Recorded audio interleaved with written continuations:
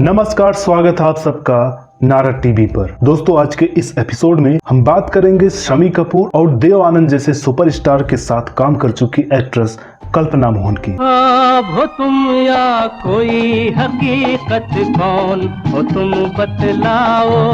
ओ देर से कितनी दूर खड़ी हो और करीब आ जाओ। जो 60 के दशक की पॉपुलर हीरोइन बनकर उभरी थी। कुल 11 फिल्मों का सफर, लेकिन बेहद रंगीन, चमकीला और हाँ, सुरीला भी। गुल बदन फूलों की महक, कांटों की चुभन, तुझे देख के कहता है मेरा मन, कहीं आज किसी से मोहब्बत ना हो जाए। लगभग 50 साल पहले ठहर चुका वह सफर अब खत्म हो गया। वो हिंदी सिनेमा की एक ऐसी अभिनेत्री थी जिनके खातों में मेगा हिट फिल्में आई, लेकिन इसका क्रेडिट उन्हें नहीं मिल सका। अरे यार मेरी तुम भी हो गजब, घूंघट तो जरा ओढ़ो। आहा मानो कहा अब तुम हो जवां, मेरी जान लड़कपन छोड़ो। 1962 में चीन से युद्ध ने भारत में हताशा और गुस्से का माहौल बना दिया था, लेकिन उसी दौर में शंकर जयकिशन के संगीत से सजी एक फिल्म प्रोफेसर ने हंगामा मचा दिया। लगभग 50 साल से ऊपर हो चुके हैं इस फिल्म को, लेकिन इस फिल्म के गीत आज भी अमर हैं और इन गीतों के केंद्र में थी भरे हुए गालों वाली कल्पना मोहन। हमरे गाँव कोई आएगा, प्यार की डोर से बंध जाएगा, हमरे गाँव कोई आएगा।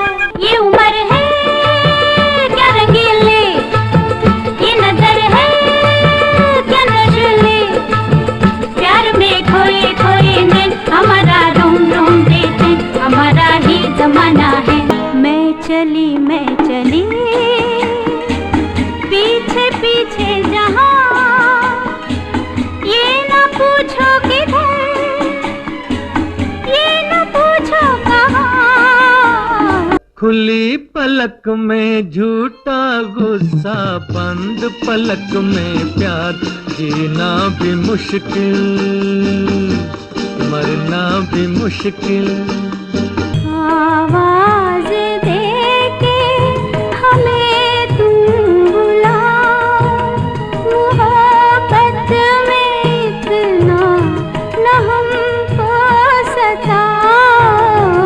प्रोफेसर उनकी रिलीज होने वाली दूसरी फिल्म थी। उनकी पहली फिल्म शक्ति सामंत के निर्देशन में बनी नॉटी बॉय थी, जिसमें उनके हीरो थे किशोर कुमार। सा रे गा रे, तार दिलों के अब जोड़ दो। पापा मरेगा मामा, कहती हूँ मेरा पीछा छोड़ दो।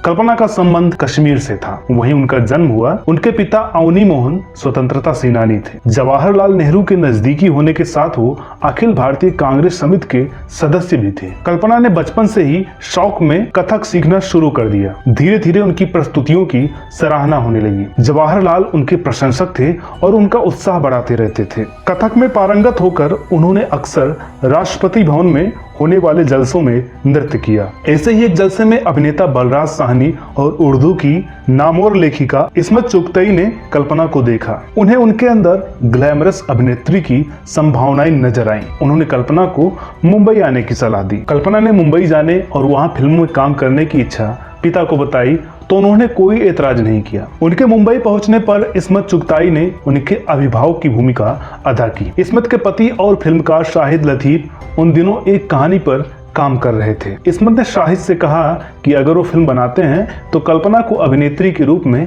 मौका दें। जल्द ही शाहिद लतीफ ने पिकनिक नाम से वह फिल्म शुरू की, जिसमें कल्पना के हीरो थे मनोज कुमार। इस फिल्म में गीतकार आनंद बख्शी ने भी एक छोटी सी भूमिका निभाई, जबकि फिल्म के गीतकार थे मजरूह सुल्तानपुरी। फिल्म पिकनिक के सेट पर ही शक्ति सामंत ने कल्पना को देखा और उन्होंने अपनी फिल्म नॉटी बॉय के लिए कल्पना को साइन कर लिया। इस फिल्म में कल्पना के हीरो थे किशोर कुमार। दिल बदनाम लेता जाए तेरा नाम, लाख मनाऊं नहीं माने, नहीं माने। पिकनिक और नॉटी बॉय की नई हीरोइन की चर्चा लेक टंडन को भी मिली, जो अपनी फिल्म प्रोफेसर में शम्मी कपूर के साथ नए चेहरे की तलाश में थे और लेक टंडन ने कल्पना को देखते ही साइन कर लिया। गुल बदन फूलों की महक कांटों की चुभन, तुझे देख के कहता है मेरा मन, कहीं आज किसी से मोहब्बत ना हो जाए। हास्य प्रधान नॉटी बॉय तो बॉक्स ऑफिस पर कुछ खास नहीं कर पाई, लेकिन प्रोफेसर ने सफलता की नई इबारत गढ़ दी। फिल्म की कामयाबी का सेहरा शंकर जयकिशन के संगीत और शम्मी कपूर के हिस्से में आया। कल्पना की चर्चा उतनी नहीं हो सकी जितने की वो हकदार थी। इसके बाद प्यार की जीत कल्पना के करियर को कोई खास फायदा नहीं पहुंचा सका। गोरे हाथों पर ना जुल्म करो, हाजिर है ये बंदा हुक्म करो, तुम्हारी कंवारी कलाई को दाग न लगे, गोरे हाथों पर ना जुल्म करो। हमने दे दिया, क्यों? तुमने ले लिया, अरे ये हमने क्या किया, सोच ले हमदम। यहाँ तक कि उनके हाथ में कोई फिल्म भी नहीं रही। उनकी पहली फिल्म पिकनिक भी पूरी नहीं हो पा रही थी। युवा कल्पना इससे मायूस नहीं हुई और आने वाले अच्छे दिनों की आस में वो मुंबई में ही बनी रही। कुछ समय बाद उन्हें देवानंद के साथ काम करने का मौका मिला। फिल्म थी तीन देवियां। ख्वाब हो तुम या कोई हकीकत, कौन हो तुम बतलाओ, ओ देर से कितनी दूर खड़ी हो और करीब आ जाओ। अरे यार मेरी तुम भी हो गजब, घूंघट तो जरा ओढ़ो, आहा मानो कहा अब तुम हो जवां, मेरी जान लड़कपन छोड़ो।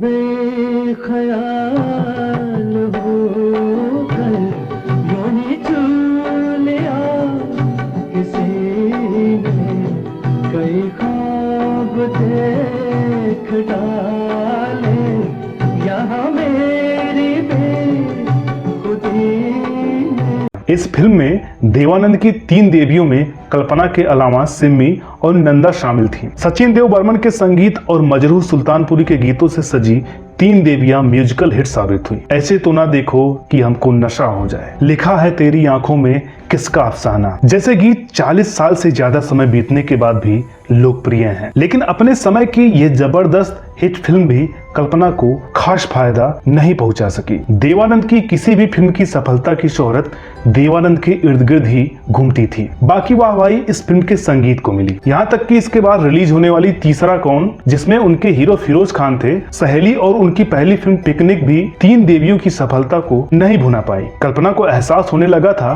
कि फिल्मी दुनिया के तौर तरीकों को अपनाना उनके लिए संभव नहीं हो पाएगा। देर रात की पार्टियों और दूसरी मौज मस्ती में वो शामिल नहीं हो सकती। कल्पना को कुछ और फिल्में मिली। इसमें किशोर कुमार के साथ प्यार किए जा और ऋषिकेश मुखर्जी की बीबी और मकान। इस फिल्म में विश्वजीत कल्पना के हीरो थे, लेकिन ये फिल्में भी कल्पना के करियर को आगे बढ़ाने या फिर उन्हें अपने दौर की चर्चित अभिनेत्रियों की पंक्ति में लाने में कामयाब नहीं हो सकी। तब तक कल्पना और एक नेवी अफसर के बीच नजदीकियां बढ़ने लगी। इसके बाद कल्पना की दो फिल्में तस्वीर और नवाब सिराजुद्दौला रिलीज हुई। लेकिन तब तक कल्पना को एहसास हो गया था कि स्वतंत्रता सेनानी पिता के दिए हुए संस्कार हमेशा उन्हें इस माया नगरी के रंग में रंगने से रोकते रहेंगे। कल्पना ने सही समय पर फैसला लिया और वो नेवी अफसर से शादी कर फिल्मों और फिल्मी दुनिया से पूरी तरह से अलग हो गई। यहाँ तक कि फिल्मी हलकों में कभी उनकी चर्चा भी नहीं होती थी। आगे का जीवन उन्होंने पुणे में बिताया। उनकी बेटी प्रीति शादी के बाद अमेरिका में बस गई। पति की मृत्यु के बाद वो बिल्कुल तनहा हो गई। शम्मी कपूर और देवानंद की मृत्यु के बाद दूरदर्शन ने जब प्रोफेसर